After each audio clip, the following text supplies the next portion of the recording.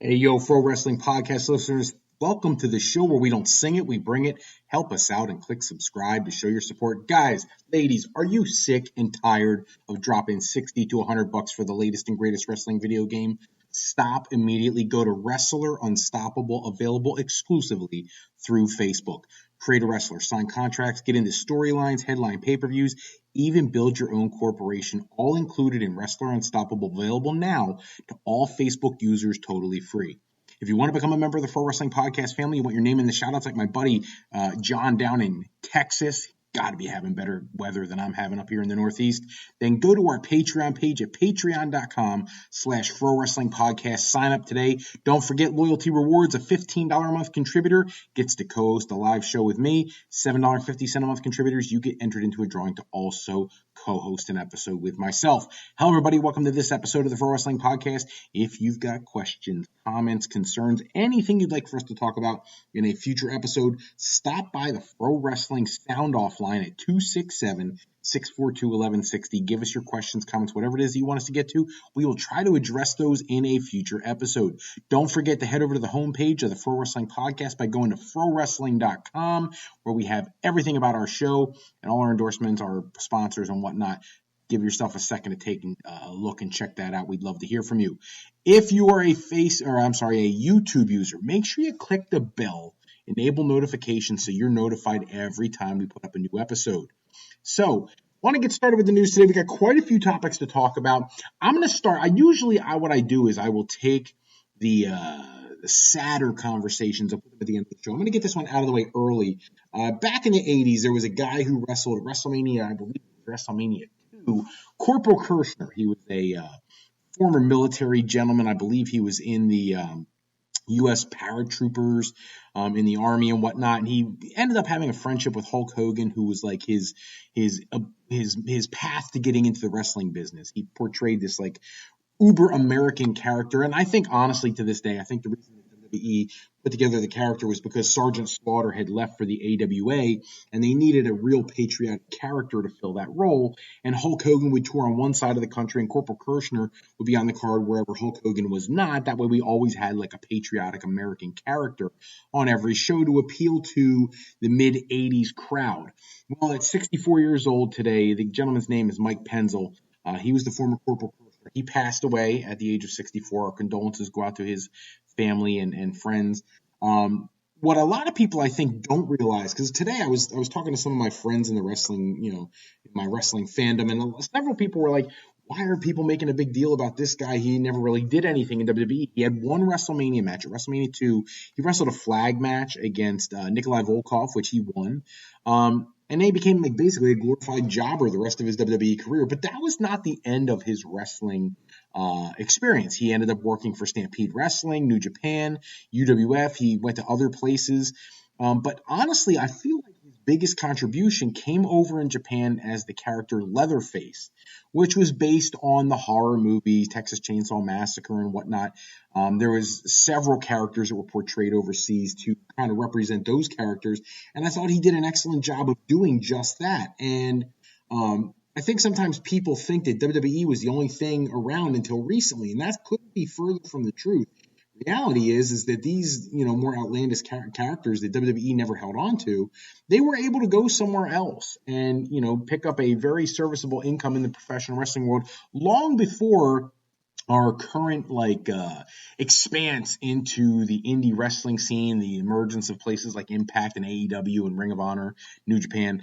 There have always been other wrestling options. It's just in the United States, WWE and either the NWA or WCW, depending on the year, were all people really focused on. A little bit of AWA, a little bit of World Class here and there. But really, I think if you really think about it, there were really in the United States 5 companies that really seemed to attract the most attention. WWE at number 1, the NWA/WCW at number 2. The AWA had a lot of traction at one point. World Class Wrestling, and then for a short period of time, Mid-South Wrestling turned into the UWF, and that gained a little bit of steam and momentum in the, say, 1985, 86, 87 time period. But the reality of the situation is New Japan Pro Wrestling, All Japan Pro Wrestling, places like that, they were around back then as well. CMLL, AAA, these companies were around. They just didn't have the exposure that we have in 2021 with the internet and streaming services, the ability to pull up a YouTube and watch videos from all over the world. That didn't exist, so it wasn't as popular. That does not mean that incredible talents like the gentleman who portrayed the character of Corporal Kroschner had as Leatherface over in Japan, doing all sorts of death matches and just these really crazy, over-the-top wrestling matches. And if you get a chance, go ahead and look some of them up. You know, it's a sad news to hear of his passing. But I don't want people to think this is just some jobber from WWE. It's not like that. This guy actually had a career, and a pretty substantial one overseas, and one that he deserves to be recognized for. So, again, our condolences out to the family and friends of Corporal Kroschner, and I'm thankful that WWE took the time to say something.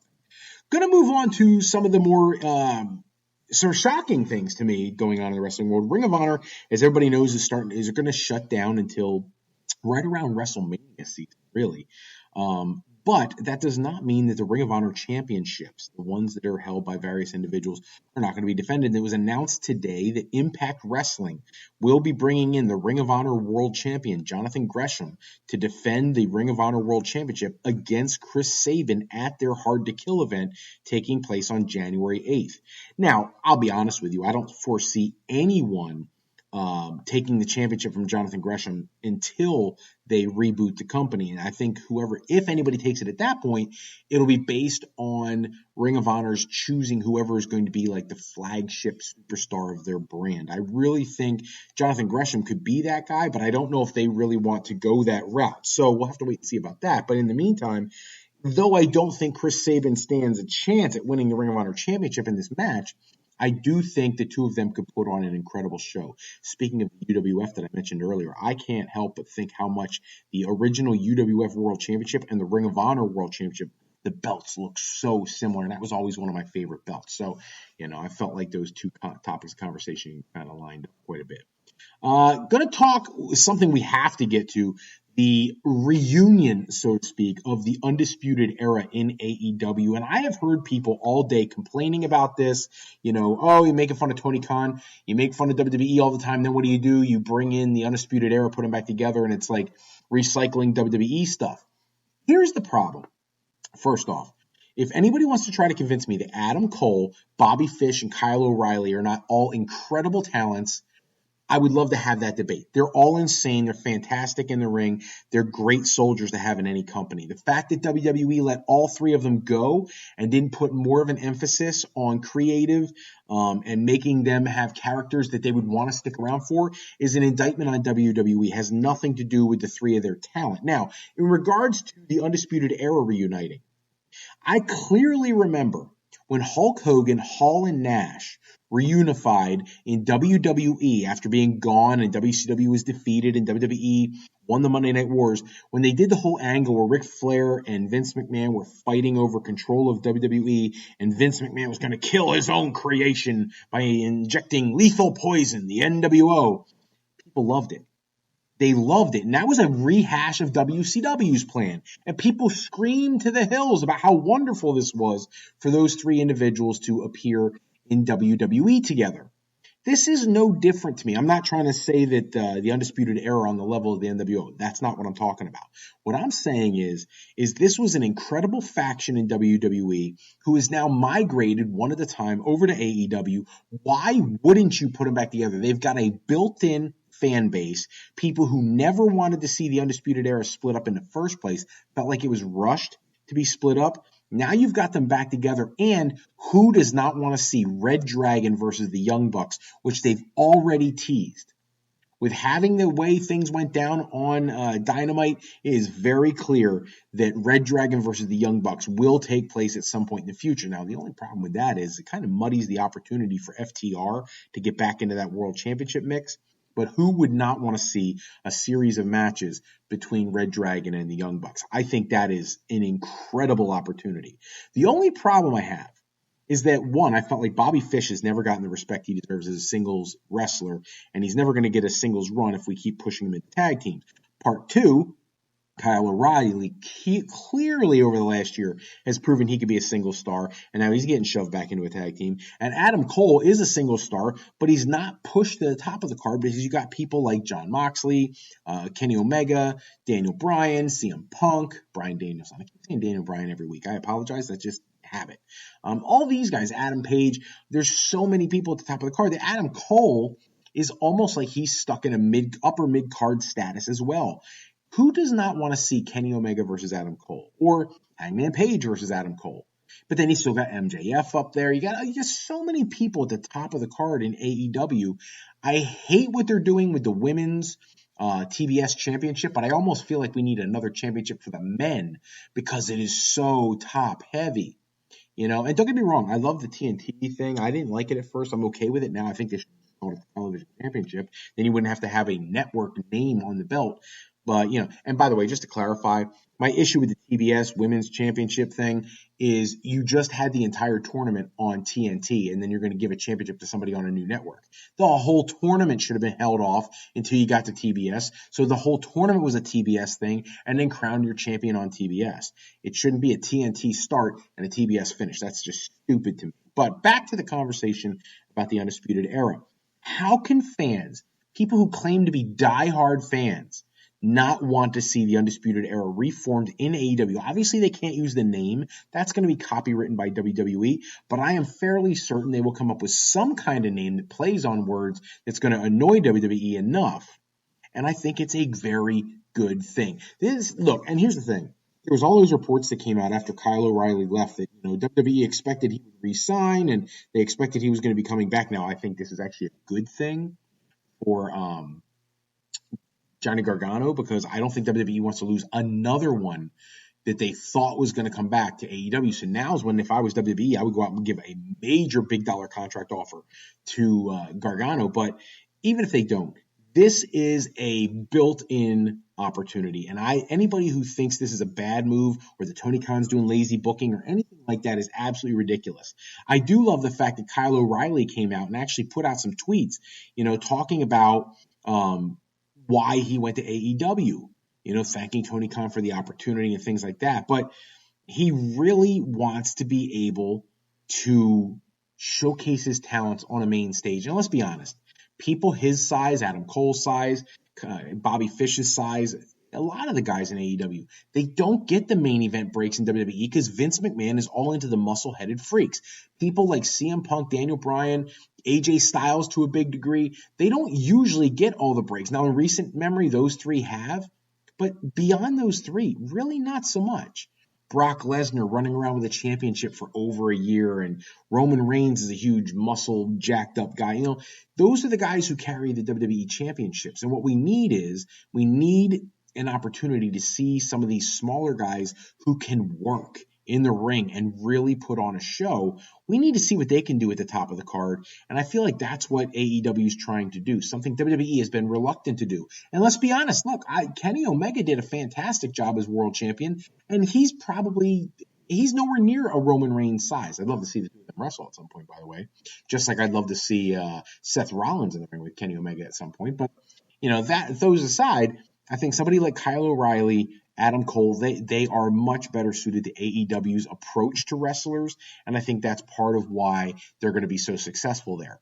Somebody who may not be, Anthony Ogogo, AEW Superstar, getting into a Twitter war with Jonathan Gresham and Jordan Grace. Gresham and Grace are married. He was given some attitude to Jonathan Gresham about his Ring of Honor championship win, comparing it to Hornswoggle being the last ever Cruiserweight champion. And there's really no reason for this. Some people thought maybe there'd be an opportunity for Gresham to come to AEW, and he was trying to set something up ahead of time. And some people like that, but he should have done the right thing, reached out to him and said, hey, listen, man, this is what I'm going to do. Let's ham it up online. Let's really see if we can get the people cranked up about this. Because apparently there's some backstage heat over this, and Gresham is not going to get over it anytime soon, probably because not only did he trash Gresham, but he went back and forth with Jordan Grace. You don't go for a man's wife. Like, what are you doing? And apparently he flirted with the wife and tried to get her number, all that stuff, not realizing she was married to the guy he's trash talking. not good for a go-go. You don't want to get heat. Certainly not somebody with his experience level in the business, somebody who really should be focusing on his in-ring prowess and representation rather than challenging people who aren't even under contract to his company yet. Speaking of somebody who is under contract, Alex Hammerstone, the MLW World Heavyweight Champion, just locked into a new multi-year contract extension. This is a big get for MLW because, let's be honest, he has really been tearing it up. He's a fantastic in-ring talent. And if you're MLW and you're going up against Ring of Honor and you're, with their absence, AEW, Impact Wrestling, WWE, New Japan, who now has New Japan Strong here in the United States, like all these companies, MLW at some point needs to make sure they have people under contract that really are the face of their organization. This will keep him tied up for quite a long time, and that's huge for them. Now they can focus on building his brand. Now the only drawback to that is if they keep building him the way they are. I mean, he's incredible. Next time his contract comes up, it only makes it even harder to keep him. I'm concerned with Jacob Fatu whenever his contract comes up, but you got to know that he's going to at least consider AEW and WWE when his contract comes up. He's an incredible talent. So this is kind of what the indies do, and I hate to refer to MLW as an indie, but they really are. They're a smaller company. They do have contracts. They're a smaller company. They are the breeding ground for the future wrestlers of the future. Even if WWE insists the Performance Center is where they're going to get all their talent, you can't not notice somebody like Alex Hammerstone. He's incredible. So we'll have to wait and see how that plays out. Freddie Prinze Jr. Got to get to this because it's driving me nuts all week. He's been doing these interviews, and he was doing something with on his podcast, Wrestling with Freddie. He talked about when he was a writer for WWE. Now, I get it. Some people didn't realize that he's an actor. He's married to Sarah Michelle Gellar or whatever. But for a little while there, he worked with WWE, and he was talking about how he really tried to get Harry Smith and T.J. Wilson, Tyson Kidd, over as a tag team.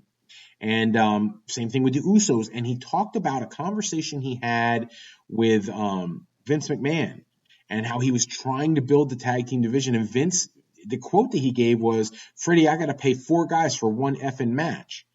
And it kind of was like a shock to him and looked at it like, okay, well, that's the way he approaches things. He was working with the Colognes back then, Primo and Epico and all this. And he was doing so much to build that talent. And Vince pretty much broke it down and wouldn't support the tag team division. Here's the lunacy of the whole thing. If you watch Raw pretty much every week, your top 4 to 6 guys always seem to end up in tag team or 6-man matches. How about instead of doing that where you kind of muddy the water for your main events and future months programming, stop putting people like Seth Rollins and Kevin Owens in the same match with Big E and Bobby Lashley, and instead develop a great tag team division so your tag teams are a main event attraction and you don't have to worry about paying 4 guys because you'd be happy to because they're a draw. The Road Warriors drew on their own. They didn't need Ric Flair on the card to draw. The Road Warriors, to this day, people talk about the Road Warrior pop when they would come through the curtain, how popular they were. And they're not the only ones. The Steiner brothers were a huge draw. Sting and Luger were a huge draw. Now, granted, they were single stars beforehand, but you get what I'm saying. Tag team wrestling, Harlem Heat was a draw. The Outsiders were a draw. People can draw money as tag team wrestlers when they're treated appropriately by the booker or the organization. Vince McMahon, for decades now, has not done that, and that's a problem because it really does hurt the overall product when you don't value the tag team wrestling and all you do is push your single stars and you keep putting them against the same people year in and year out. Let's be honest. We've seen Kevin Owens versus Seth Rollins. That's why this feud didn't make a whole lot of sense to me. They only wrestled a year and a half ago at WrestleMania, for God's sake. Okay, Big E starting to go against these guys. Well, I hope so. He's the champion. Bobby Lashley, whatever. We've seen Lashley and some of these guys before. So, you really do muddy the top of the card. And, and we also have Edge on Raw. So what are you going to do? You got him toying around with The Miz for now. At some point, he's going to find his way back into the world title picture. So, you know what I'm saying? Like, you can only have so many matches if you only push the same 4 to 6 guys.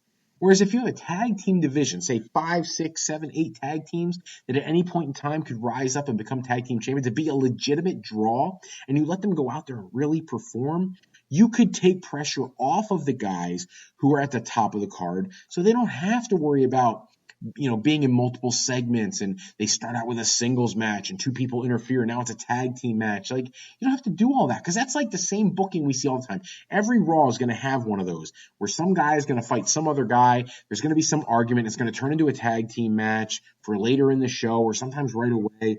It's old. You were talking about lazy booking. We were talking earlier about the lazy booking. That to me is lazy booking. It's a script that we've seen 100 times over. WWE needs great tag teams, and unfortunately, they have dropped the ball mightily in doing that. In addition, let's talk about that for a minute. AJ Styles and Omos. You broke up one of the best tag teams you have right now. Now, don't get me wrong. I'm not thrilled about the tag team. I never wanted AJ Styles in this tag team to begin with. The only reason I feel like they put him in there at first was so he could be a Grand Slam winner, and winning the tag titles is the only thing left to do. I'm okay with that. But this should have ended a long time ago with Styles turning on Omos, not the other way around. Unless you're trying to make AJ a babyface again, and what would be the purpose to that? Who is he going to be there to face? The only person on the Raw roster right now that I think people really want to see AJ face would be Edge, who's another babyface. You don't want to flip Edge to being a heel, clearly, with his feud with The Miz. So who's left for AJ Styles to go against? Are you going to have him go against The Miz because he stirred trouble? No, you're going to have him go down to NXT and help, get the rub for a kid in NXT. I'm okay with the NXT feud.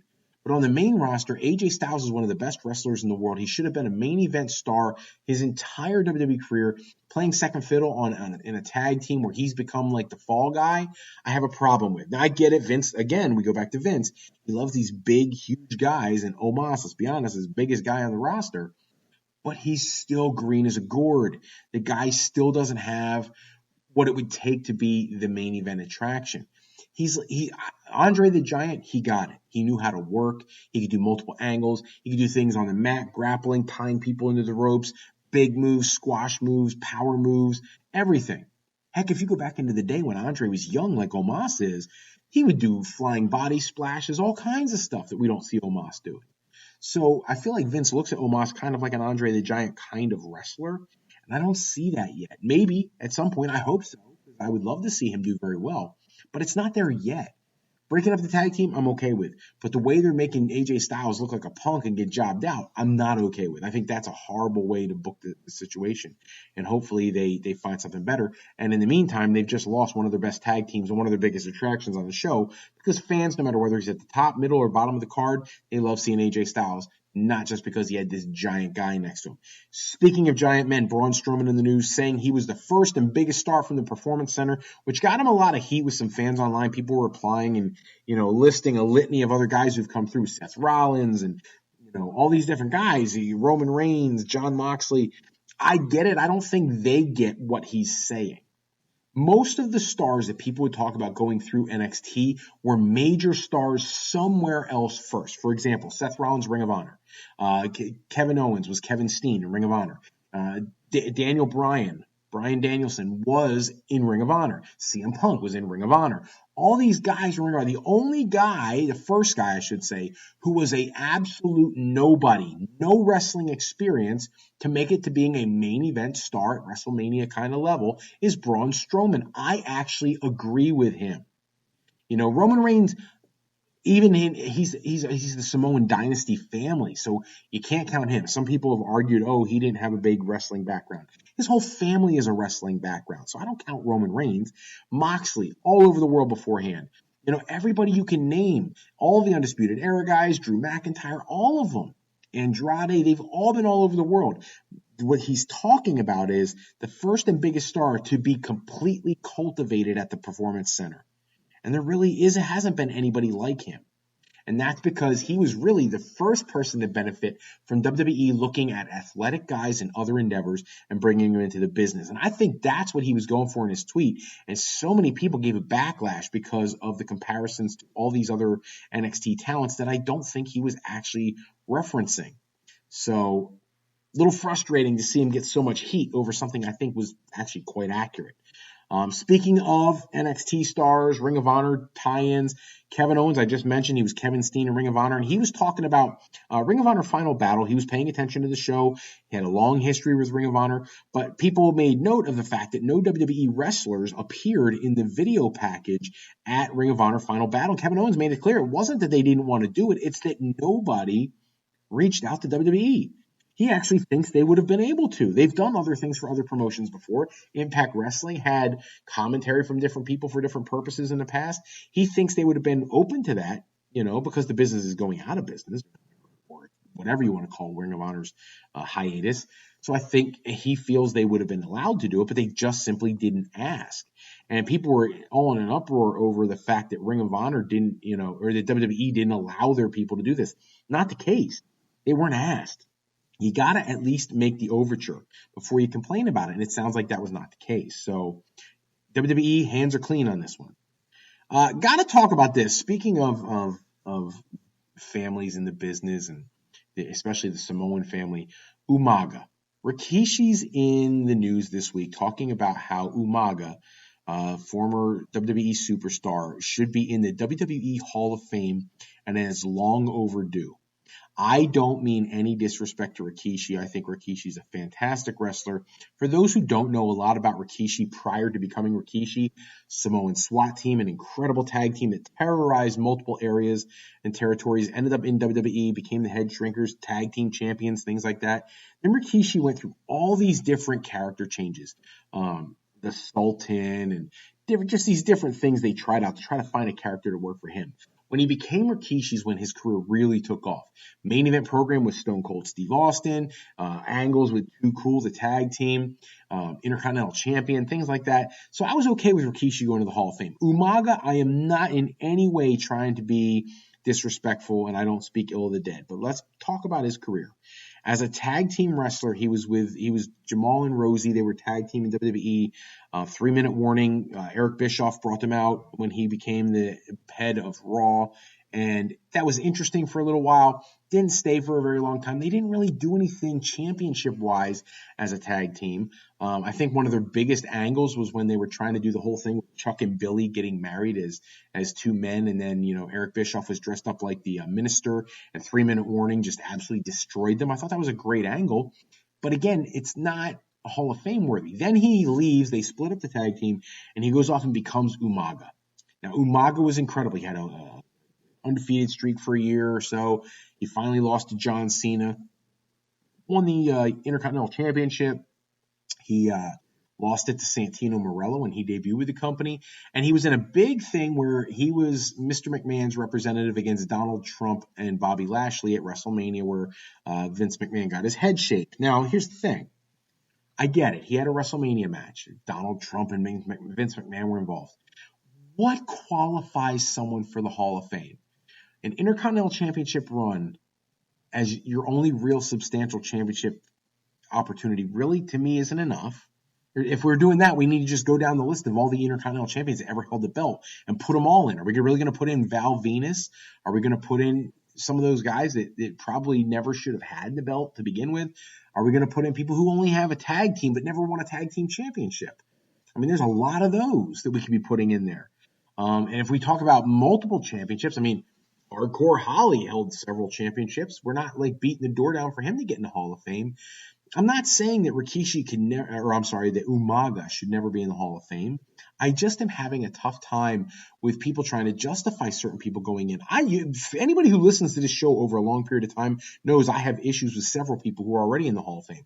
Like, I don't know what Hillbilly Jim ever did to deserve to be in the Hall of Fame. I don't know what Coco Beware did to be in the Hall of Fame. He actually somebody got me a cameo from him, thanking me for my support to get into the Hall of Fame. Thank you, Mike from Lansdale, one of my former Patreons, for sending that.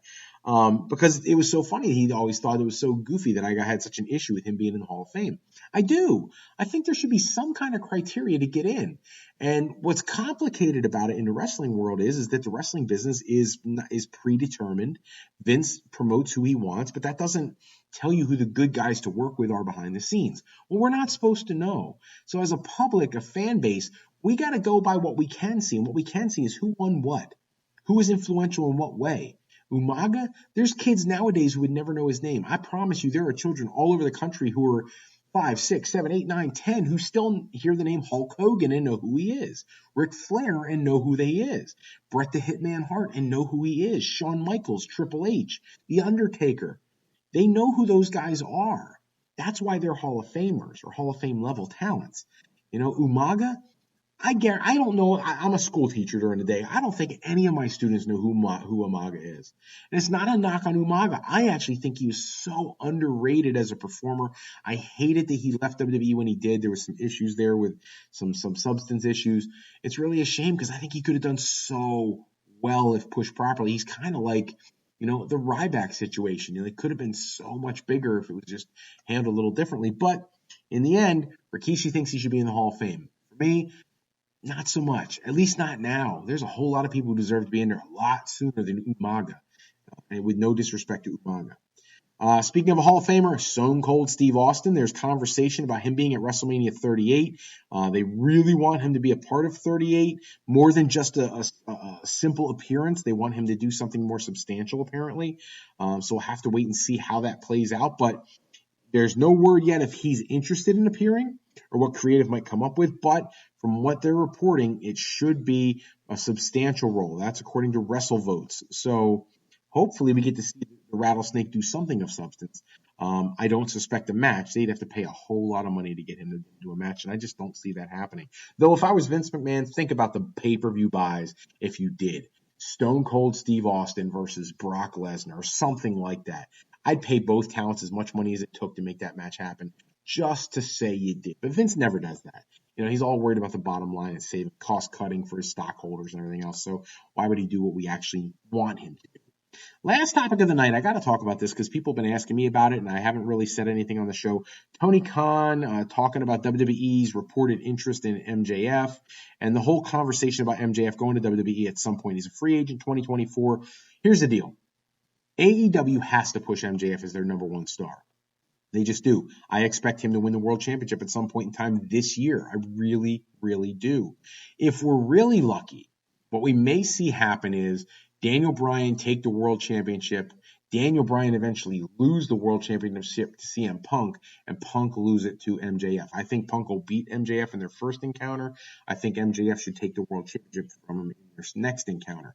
Let's be honest, CM Punk can't go undefeated forever in his AEW career. So MJF should absolutely be pushed to the moon, which is only going to drive up the asking price when he is a free agent. But WWE is going to have to step up and make a substantial offer, and I think they will. And I think that's something that Tony Khan is now realizing is a reality of his talents. They are doing a fantastic job, and they're getting attention by WWE. So it's time for Tony to start planning ahead and say, listen, I might have to pay this guy a good chunk of change. So we'll have to see how that plays out. But I think it could only be good for business no matter who signs him on his next contract. But we've got a little time before we have to worry about that. We're getting ready for 2022. Get ready for our 5th anniversary show. That'll be coming out in a couple weeks. But for now, MJF is all elite for at least till 2024. So not a lot of news going to be on that front for quite some time unless he asks for an early release, which if I was Tony Khan, there's no way in heck I would let him out of no matter what his complaint was. But we'll have to see how that plays out over the next couple of years. That's all the time we have for this episode. Check back with us next episode. We run down all the latest wrestling news and rumors. Special thanks goes out, as always, to bensound.com and purpleplanet.com for producing any music or sound effects we use in our show. Today's show is sponsored in part by Beazle Games. Bringing a new friend to family game night is easy with sketchy people.